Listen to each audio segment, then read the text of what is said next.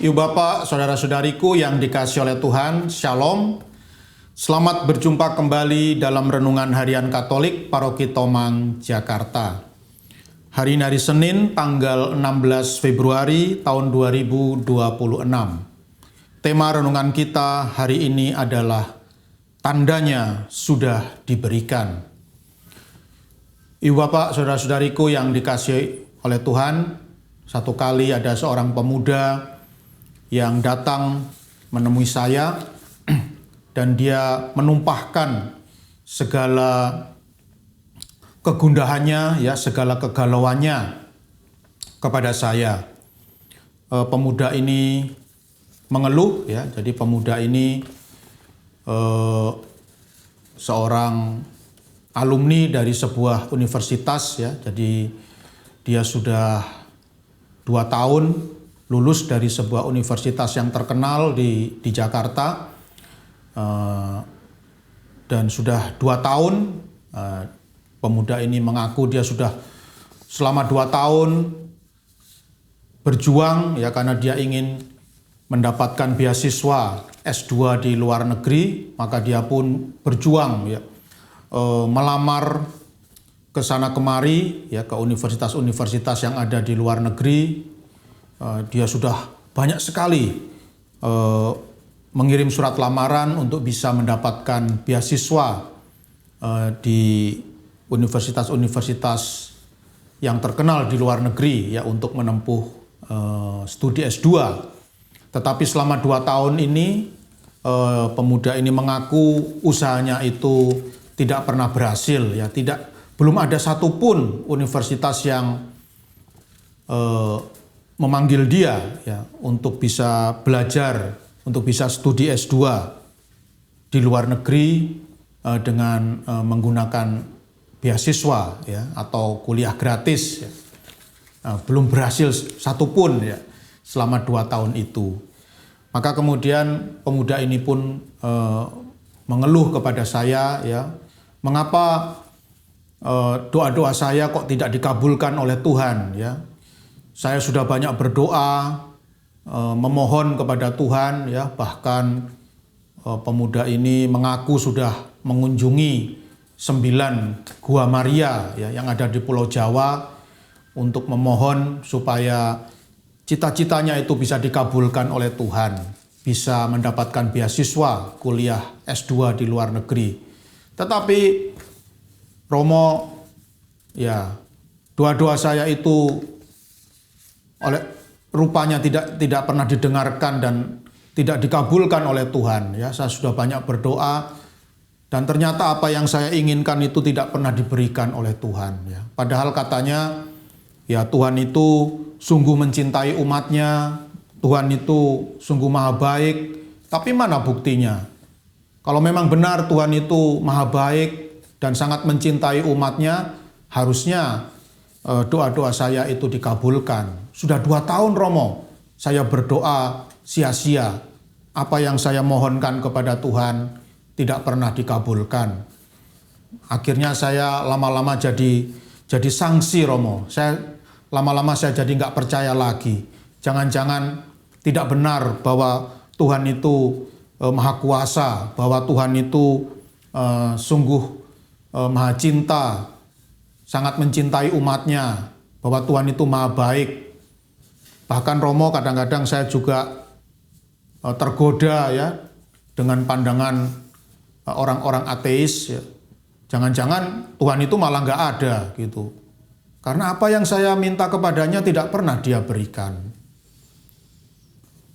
Lalu saya pun berkata kepada pemuda ini, saya tidak setuju kalau kamu mengatakan bahwa Tuhan itu tidak benar, bahwa tidak benar kalau Tuhan itu maha baik, tidak benar kalau Tuhan itu mencintai umatnya, hanya karena keinginanmu untuk kuliah di luar negeri itu belum dikabulkan oleh Tuhan.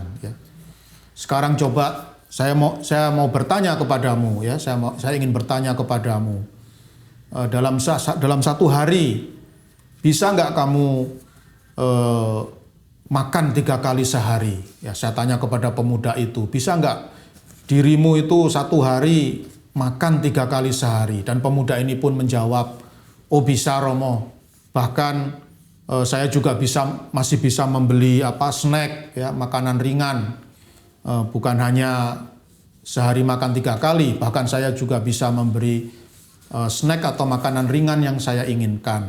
Nah, lalu saya pun berkata bahwa banyak rekan-rekan Romo saya, ya, banyak teman-teman saya, ya, para Romo yang bekerja di Afrika, itu mereka mengeluh bahwa banyak umatnya yang tidak bisa makan, ya.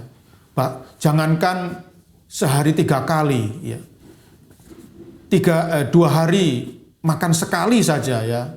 Seringkali mereka kesulitan, ya. Jadi jangankan makan sehari 3 kali, ya. Dalam 2 hari bisa makan sekali saja, itu bagi mereka sudah luar biasa, ya. Jadi kalau melihat hal itu, masa kamu masih sangsi betapa cintanya Tuhan itu kepadamu, ya. Betapa baiknya Tuhan itu kepadamu, ya. Di Afrika banyak orang yang kesulitan untuk bisa makan, ya. Tetapi dirimu, ya, sehari bisa makan 3 kali, bahkan masih bisa ditambah dengan snack, ya, makanan ringan.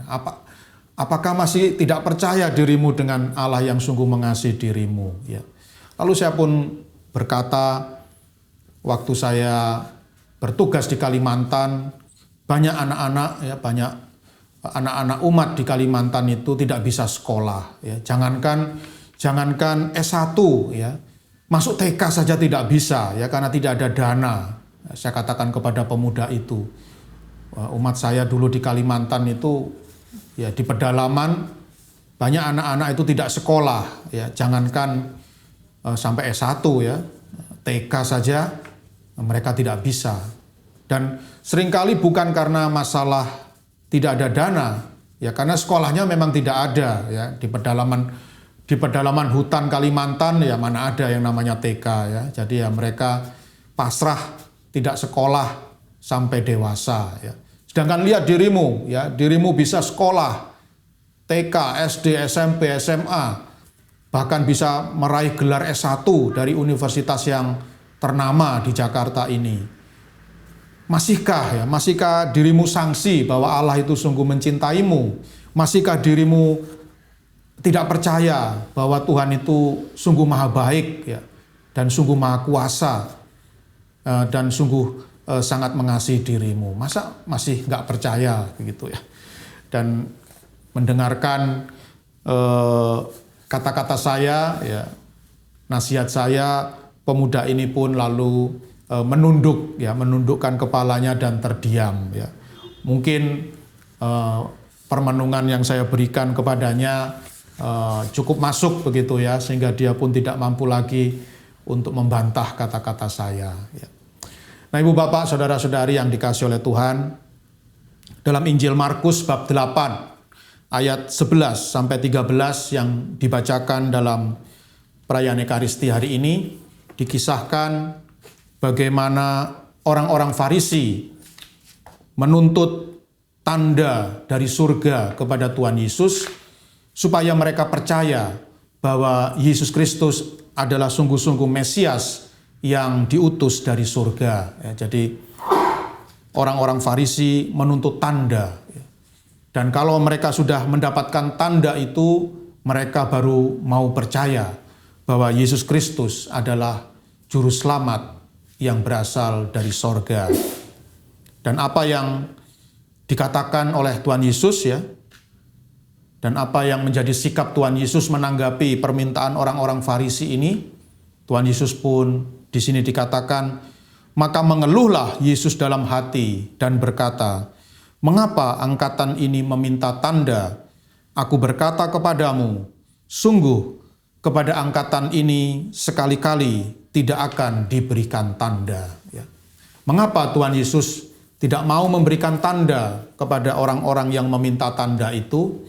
Karena tandanya itu sudah diberikan, sudah sering kali diberikan, sudah banyak sekali tanda-tanda itu sudah banyak sekali diberikan kepada orang-orang yang menuntut tanda itu ya. Jadi untuk apa lagi Tuhan Yesus memberikan tanda dari sorga kepada mereka ya.